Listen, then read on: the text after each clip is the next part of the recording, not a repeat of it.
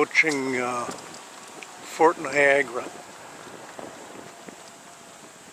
That's what's called the French Castle, and then there's some bastions, I guess they're called, kind of towers, artillery towers there. That one, and that one, and you can see kind of the masonry walls from this angle.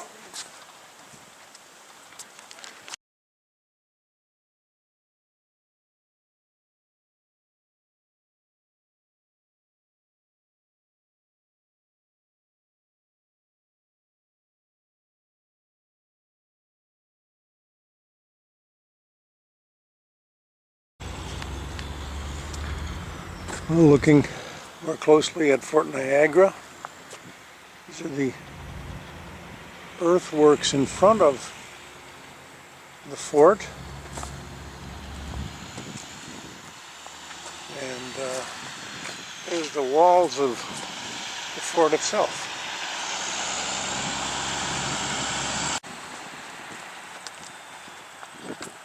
There's a much more modern U.S. Coast Guard station on the grounds just outside the fort. So here we go, approaching the entrance to the fort. Across a little bit of a dry moat. A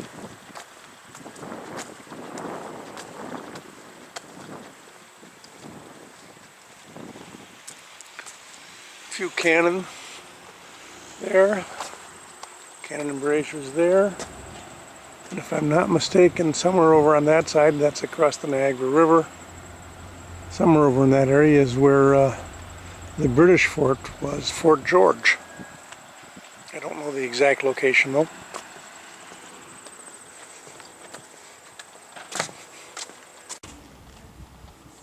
So this is the second or inner gatehouse. I'm in kind of this depression area now between the two gatehouses, so there's the gate that I just came through. And as you can see, there's cannon up above, but you're pretty much in a depression here.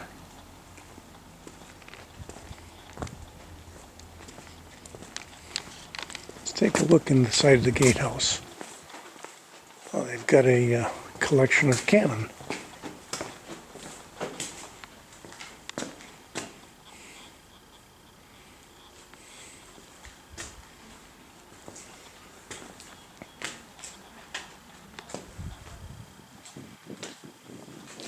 There's an almighty mortar.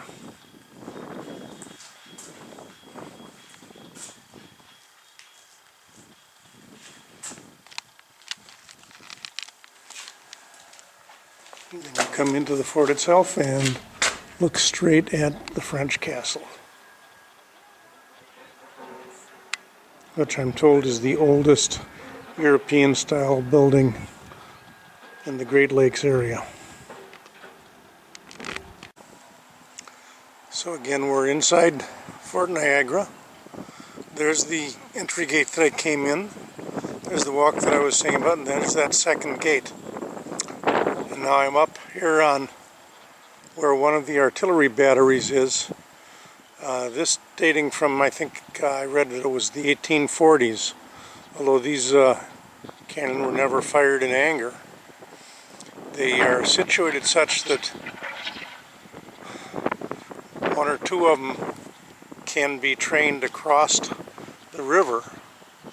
And if I can get my reference again, I'm going to zoom in. I believe that area there is where the British fort was, Fort George. You can just about see it. That's about the best I can do. I'm going to use the still camera, see if I can get a better picture over there.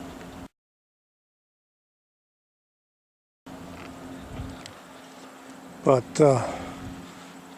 during the War of 1812, of course, this is where they actually did have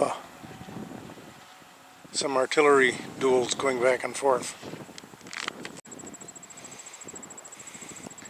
And here I am standing on the landward side outer wall, looking at the flags of the three countries that had at one time owned this fort.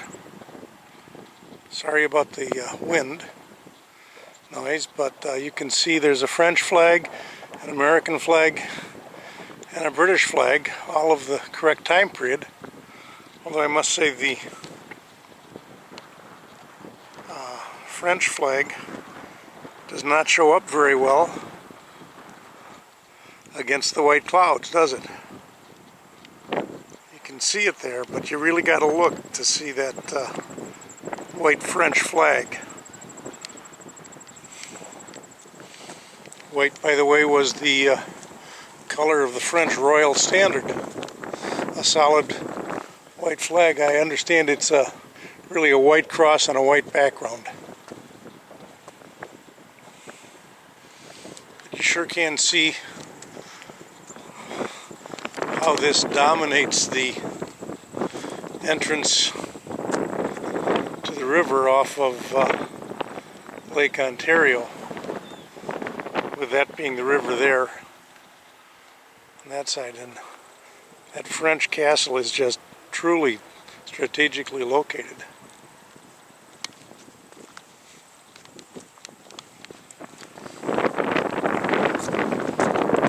Here's one of these bastions that they built. I think they said they're 4 or 6 foot thick stone walls, and there's artillery pieces up at the very top level.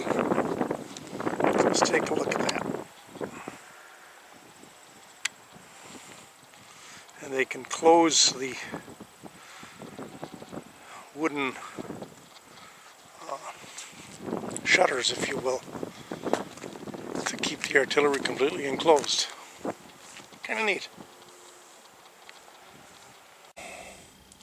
Here I am inside one of the artillery bastions, and I'm at the second level.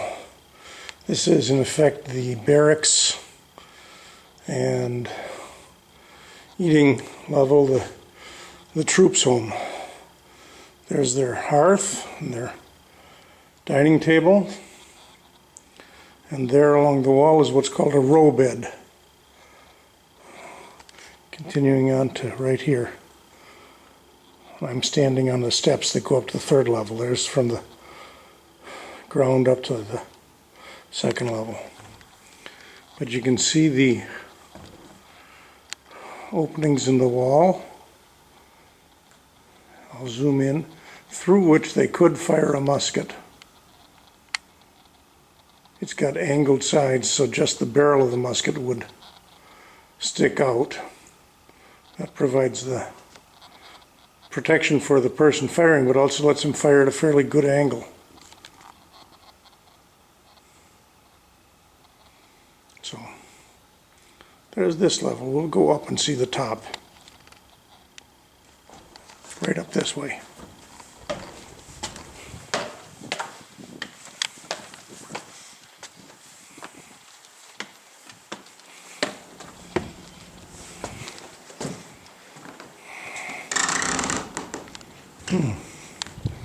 The floorboards are a little bit squeaky. And there we go, looking out over Lake Ontario again.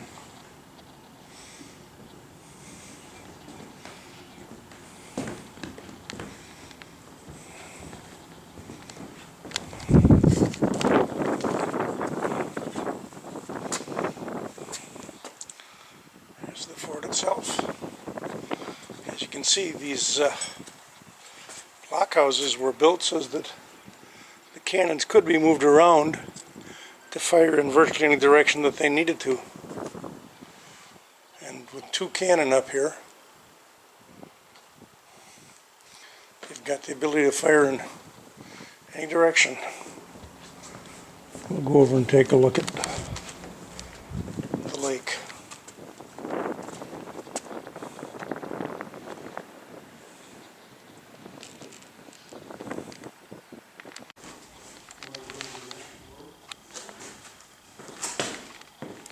I am currently in what's called the French military kitchen of the French castle building. And there you go. You can smell smoke. They've actually had just a little bit of a fire over there. Although I don't see a true bake oven. There's a nice rock that's been painted to look like a loaf of bread. Cupboards going out into the central hallway of this building. That looks like it was a well. So there you go, you've got a well inside the castle so you can have a water supply. This is looks like a meeting room or a dining room. A sign says it's a council chamber.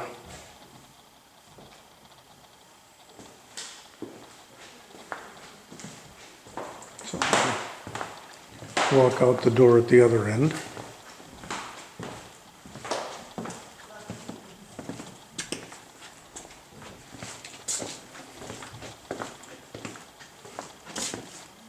A bunk room.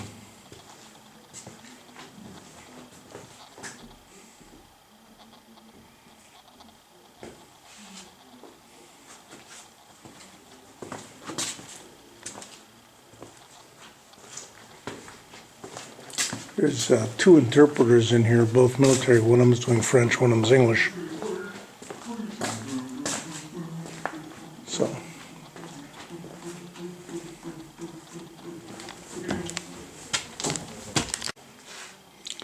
now on the second floor of the French castle.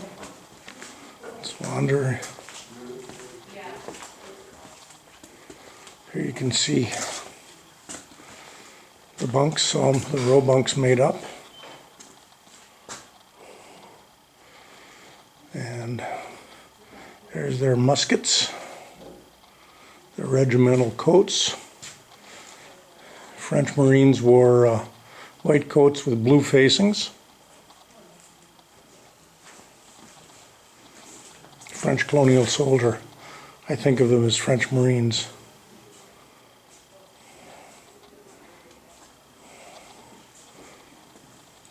There's their stuff. Let's wander across the hallway. Well, you must expect, given when this was and with all the Jesuits that founded Canada, that there is, of course, a chapel.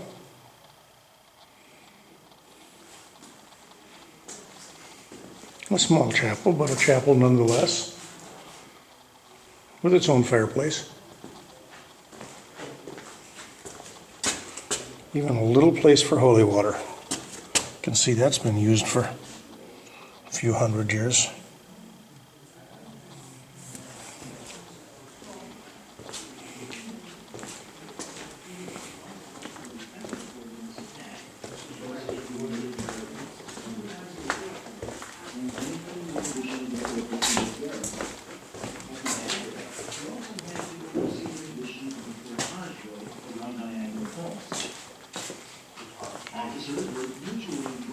We've got a recording going. And often followed their fathers into the military. There was a wide social gulf between the officer and the enlisted man as reflected in the items displayed in this room. Not only did the officer have private space, even at remote wilderness outposts, he had the ability to bring along personal furnishings and other possessions like books, silver, and china. In this way, he could maintain himself as a gentleman. The commandant reported directly to the Governor General of New France, sending frequent correspondence about the needs of the fort and developments in the surrounding region. The room where you are standing is the commandant's bedroom. The adjacent room to the east is the officer's dining room, and the small room to the west is used for storage and as an office for the commandant. As you tour the French castle, This is the commandant's dining room. and the lieutenant's quarters and possessions.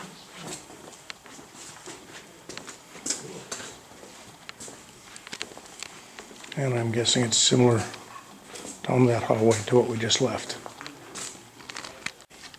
I'm now in the uppermost or third floor of the French castle, and I'm This is one big open room, so I'm just going to very slowly pan the camera around.